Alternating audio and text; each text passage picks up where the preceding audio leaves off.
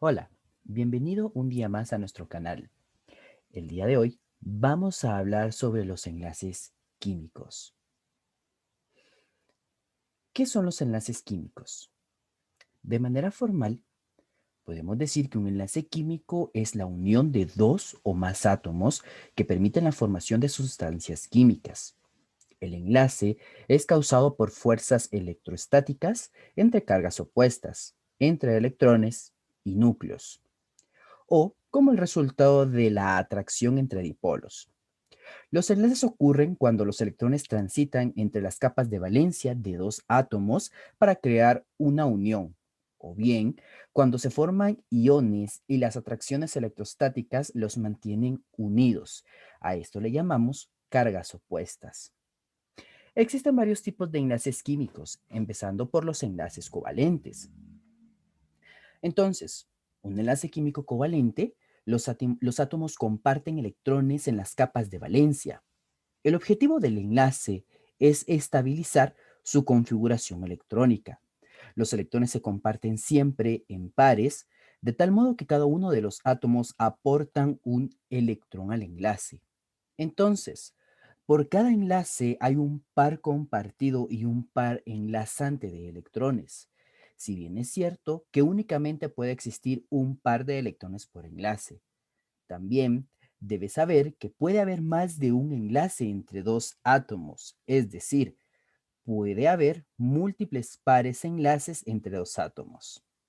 ¿Recuerdas que los gases nobles tienen la configuración electrónica más estable? Anteriormente, vimos que esto se debe a que estos tienen llena la capa de valencia, de manera que no aceptan ni ceden electrones. De cierta manera, no los necesitan. Para que los átomos puedan unirse entre sí, deben hacerlo de modo que puedan estar en la molécula de forma estable, más estable que por sí solos. De lo contrario, no formarán la molécula. En otras palabras, los átomos siempre adoptan la configuración más estable, aunque pasen por breves lapsos de inestabilidad. Para esto, ¿qué sucede? Los átomos adoptan la configuración electrónica de los gases nobles. Todos estos gases, a excepción del helio, tienen 8 electrones en su capa de valencia. Por eso, al principio de adoptar esta configuración le llamamos regla del octeto. El helio, de igual manera, con 2 electrones en su orbital 1s, está lleno. Algunos átomos, como el hidrógeno, el litio o el berilio, podrían adoptar la configuración electrónica del helio para estabilizarse en un enlace. Llamaremos a este principio la regla del 2. Como puedes ver, la idea principal es la estabilidad electrónica que se logra cuando la capa de valencia está llena. ¿Cómo le sucede a los gases nobles? Por motivos prácticos, la llamaremos regla del octeto y regla del 2, lo cual nos facilitará el proceso de escribir representaciones gráficas entre las moléculas. Existen dos tipos de enlaces covalentes. El primero es el enlace covalente apolar. Podemos decir entonces que un polo se define como cada uno de los extremos opuestos de un campo eléctrico, magnético o electromagnético. Esto significa que un enlace covalente completamente no polar o apolar no hay opuestos. Los átomos de la molécula poseen la misma carga. Por lo tanto, la diferencia de electronegatividad es cero. El único caso en el que esto sucede es cuando los átomos del mismo elemento se unen a una molécula. Sin embargo, también se clasifican como apolares las moléculas en la que la diferencia de electronegatividad es baja. Diremos que si la diferencia está entre 0 u 8, el enlace es apolar. Los enlaces covalentes polares también podemos decir que estos son un polo para nosotros en un extremo en el campo electromagnético. Por lo que en compuestos con enlace polares, a pesar de que se comparten electrones entre capas de valencia de los átomos, el efecto final del enlace es que estos se convierten en polos. Es decir, que uno de los átomos tiene una carga negativa predominante, llamada carga parcial negativa. El otro tiene una carga positiva predominante, llamada carga parcial positiva. Esto sucede porque la electronegatividad de uno de los dos átomos es suficientemente mayor a la del otro para que este átomo atraiga el electrón con más fuerza. Ciertamente, los electrones se comparten, pero de manera desigual decimos que un enlace es covalente polar si la diferencia de electronegatividades es mayor que 0,8, pero menor que 1,7. Otro tipo de enlace químico está el enlace iónico. Este sucede cuando existe atracción electrostática entre iones con cargas opuestas. Lo resultante de este enlace son los compuestos iónicos. En un enlace iónico, uno de los átomos atrae con mucho más fuerza un electrón hacia sí, de tal manera que forman dos iones, un catión del átomo que pierde el electrón y un anión del átomo que lo gana.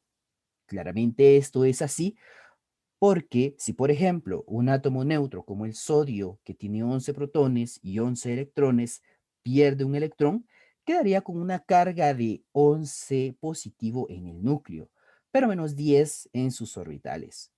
El resultado es la suma algebraica de las cargas, es decir, más 11 menos 10 es igual a más 1, lo cual convierte al núcleo en un catión.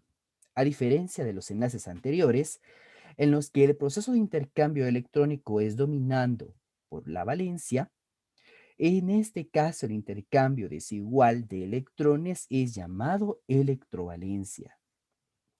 Decimos que se cede un electrón como una referencia práctica, pues físicamente no existe un enlace perfectamente iónico, sino más bien un intercambio mucho más desigual que en los casos anteriores.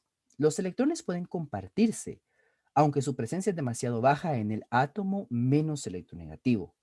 Entonces, podemos observar que, en realidad, el grado de igualdad o desigualdad con el que se comparte un par de electrones en un enlace depende de la diferencia de electronegatividades. En la práctica, decimos que la diferencia de electronegatividades en un enlace es mayor a 1,7 y a este se denomina como un enlace iónico. Por último, vamos a hablar sobre lo que son los enlaces metálicos. Estos son el resultado de las interacciones electrostáticas entre electrones que transitan libremente fuera de los orbitales, llamados electrones deslocalizados, de sus átomos metálicos y los resultantes átomos metálicos cargados de forma positiva o catiónica. Las cargas opuestas resultantes del movimiento de electrones hacen que los enlaces metálicos sean muy fuertes y, como consecuencia, los átomos metálicos se disponen en matrices cristalinas y forman sólidos en condiciones normales. Los electrones de valencia son los que transitan libremente en las estructuras metálicas, puesto que son extraídos de sus orbitales debido a la baja electronegatividad en estos elementos. A este fenómeno de electrones transitando a través de la matriz metálica se le llama deslocalización electrónica.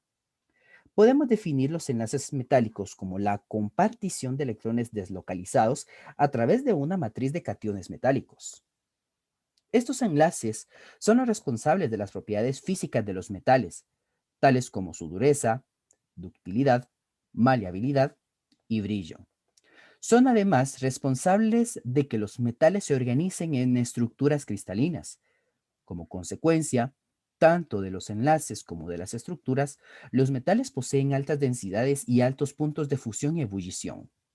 La alta conductividad eléctrica y térmica en los metales se debe a los electrones deslocalizados en los metales, pues estos se mueven y transmiten energía fácilmente cuando se ponen en contacto con una fuente eléctrica o térmica.